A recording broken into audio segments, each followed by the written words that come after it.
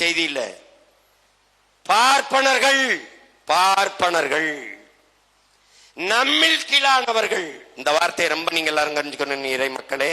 நம்மில் கீழானவர்கள் அப்படின்னா நான் ராமசாமி, எனக்கு கீழான மக்கள் கிறிஸ்தவர், இஸ்லாமியர்கள். இந்த 4 கும்பலும் எப்படி கும்பல், 4 கும்பலும் நமக்கு எதிரி. யாரு? நமக்கு எதிரி. இப்ப என்ன கேள்வி வருது? பார்ப்பனர் விற்று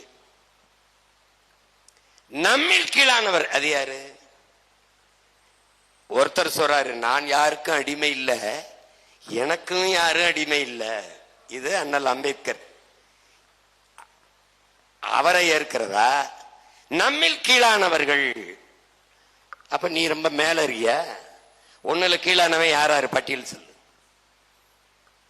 கிறிஸ்தவன், இஸ்லாமியன், இந்த கும்பல் 4 பேரும் நம்ம எதிரிகள், நமக்கு எதிரிகள். அந்த நமக்கு இருக்குல்ல, அந்த நமக்குல எவன் இருக்கான்?